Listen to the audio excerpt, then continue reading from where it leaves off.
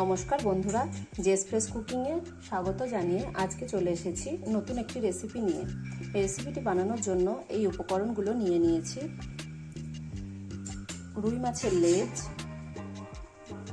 সর্ষের তেল, সাদা তেল, লবণ, আদা রসুন বাটা, তেঁতুলের জল, পেঁয়াজ কুচি, টমেটো কুচি, ধনেপাতা কুচি, চিনি, লঙ্কা গুঁড়ো, হলুদ গুঁড়ো, কাশ্মীরি লঙ্কার গুঁড়ো, গোটা জিরে ধনে গুঁড়ো, শাহি মশলা। আমি যে বাড়িতে শাহি মশলাটা বানাই, ভিডিও লিঙ্কে দিয়ে দেবো, দেখে নেবেন।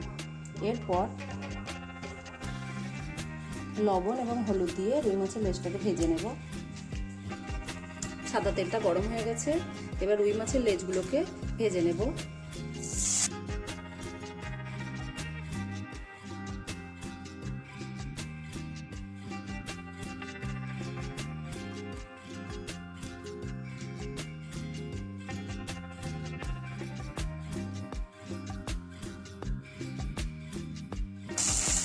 লেজগুলো ভাজা হয়ে গেছে, এবার তুলে নেব।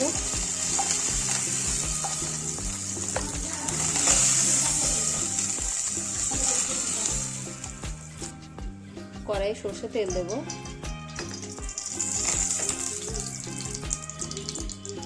গোটা জিরে দেব, পেঁয়াজ কুচি দেব,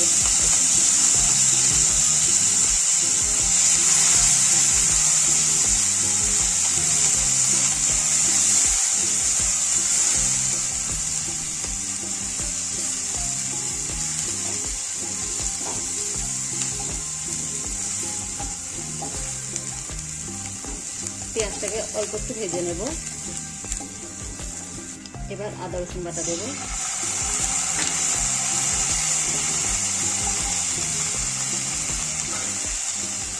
অল্প পরিমাণে জল দেব,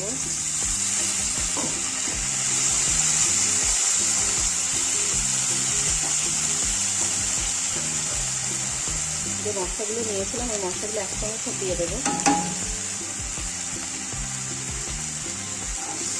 মিশিয়ে নেব।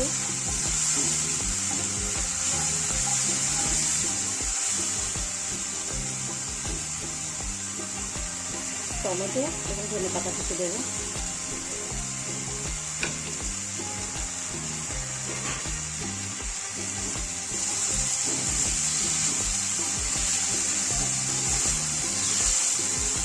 একসঙ্গে মশলাগুলো কষিয়ে নেব।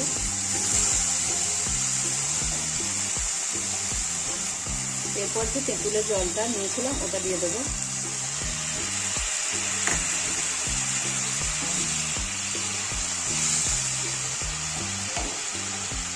স্বাদ মতো লবণ দেবো,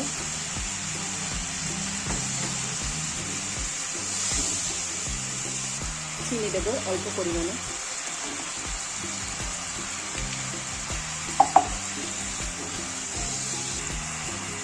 এবার অল্প পরিমাণে জল দেবো।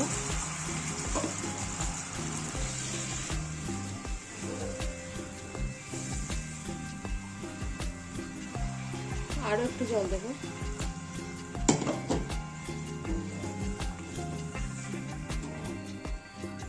এরপর মশলাটা ফুটে উঠলেই রুই মাছের লেজগুলো দিয়ে দেব, ঢাকা দিয়ে দেব। রান্নাটা ফুটে উঠেছে, এবার রুই মাছের লেজগুলো দিয়ে দেব।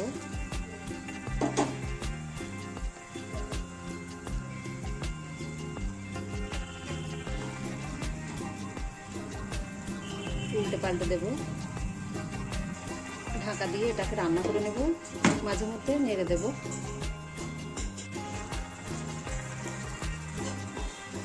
রান্না করে নেওয়ার পর আরো একটু নাড়াচাড়া করে নেব।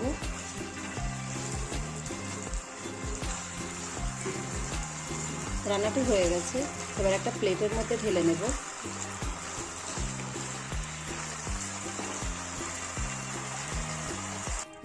রেসিপিটিকে একটি প্লেটের মধ্যে ঢেলে নিয়েছি। রেসিপিটি যদি আপনাদের ভালো লাগে, লাইক, কমেন্ট, শেয়ার আর চ্যানেলকে সাবস্ক্রাইব করবেন। পাশে থাকা বেল আইকনে ক্লিক করবেন। ধন্যবাদ।